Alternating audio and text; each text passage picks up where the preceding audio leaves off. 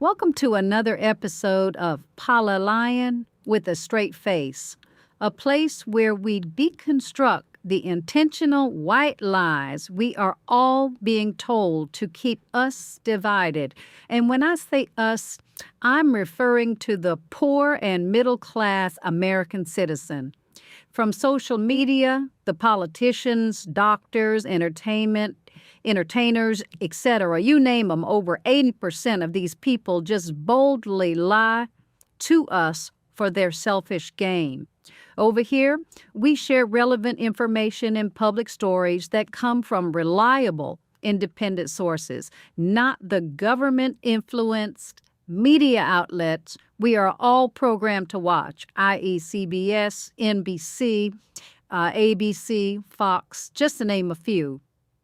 We encourage authentic dialogue in the comments. We welcome various ideas, viewpoints, and lived experiences. Just be respectful. That is the biggest rule over here. We can have differences of opinions and still show respect towards one another. It's called maturity.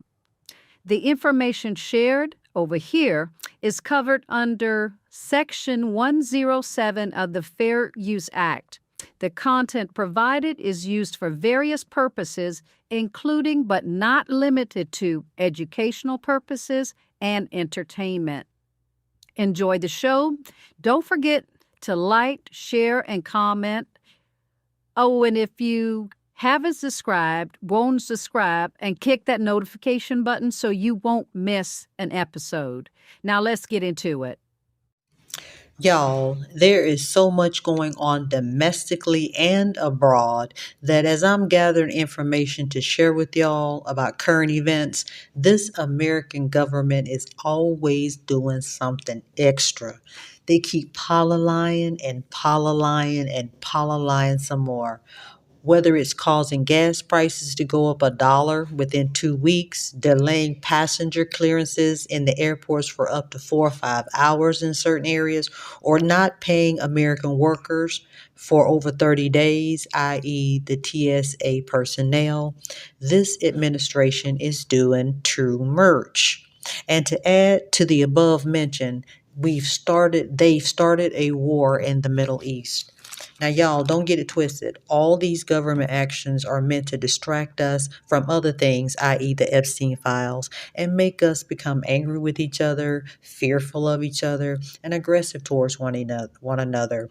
We are supposed to pick sides and remain on that side regardless of new information and facts. Not through American media because they're not giving us facts, but through independent media outlets like the Midas Touch or I've Had It podcast. Check them out. For example, it shouldn't matter if you're repugnant, a demon rat, an independent. We should all agree that Trump chose to take advice from his crooked son-in-law who did not get security clearance his first term, but Trump put him in the executive cabinet anyway. That same crooked son-in-law who, along with Steve Witkoff, another questionable business person, was sent by Trump to negotiate with Iran. Apparently, Iran had agreed to certain stipulations the U.S. was seeking, but those two money-hungry, apathetic sociopaths messed up the mediation. Now, R's, the D's, and the I's. We can all agree that the Pentagon informed Trump and others in the executive cabinet that Iran posed no, quote, imminent threat and discouraged an attack on Iran, a sovereign country.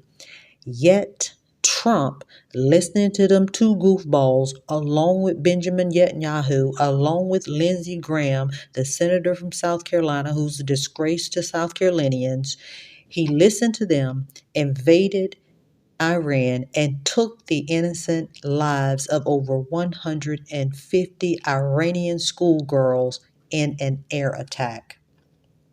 We can all agree foreign allies were not informed of U.S. Israel's plan to attack Iran, yet Trump expected countries like the UK or France or Spain or even Australia to join him in his unprovoked war, which is costing U.S. taxpayers $1 billion a day.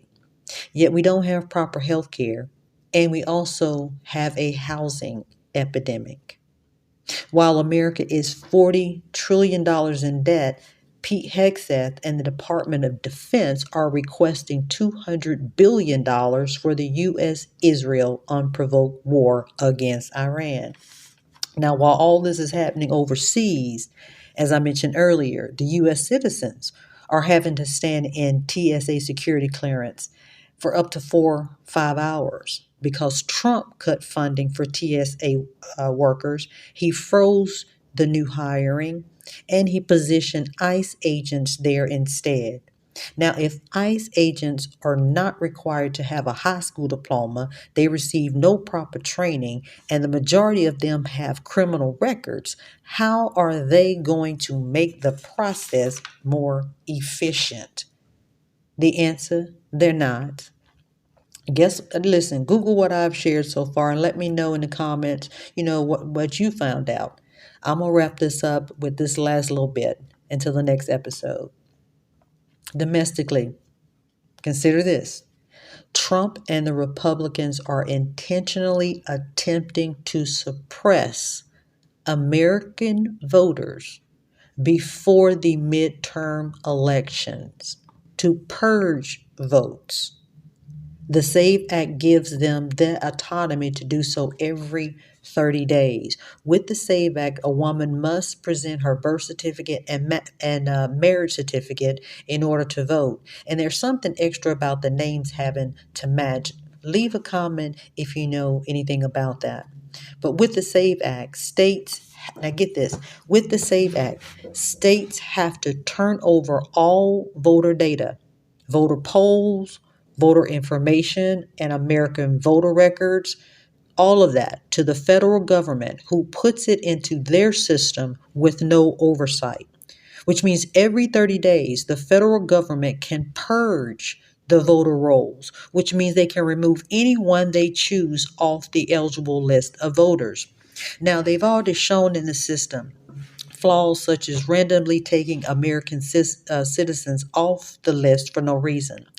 So it's obvious that Trump and the repugnants want to throw out Democratic votes, Latino votes, African American votes, any other votes that's not a rich white man. By doing so, he and the Republicans believe they can steal the midterm elections and remain in power. Research it and tell me what you gather from the bill.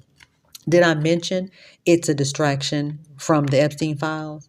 Right. Anywho, check out more content on my social media platforms. My YouTube channel is capital ONE, capital SPHERE, capital U, capital S, One Sphere Us. Come if you have time, come join my lives on TikTok with the same username at One Sphere Us, capital ONE, capital SPHEREUS. If you are feeling generous, you can contribute to the growth of the channel. One way is via Cash App with the cash sign KYTHEDD, Kiki the DD. A portion of each donation will go towards a local nonprofit organization, and I will share how your generosity has helped that organization every 3 to 4 months. Thank you again for your support, for your comments, your ideas on content. As the Spherian nation continues to grow because of subscribers like you, so does our revolution, founded and formed with universal love of humanity. Until next time, Ashe.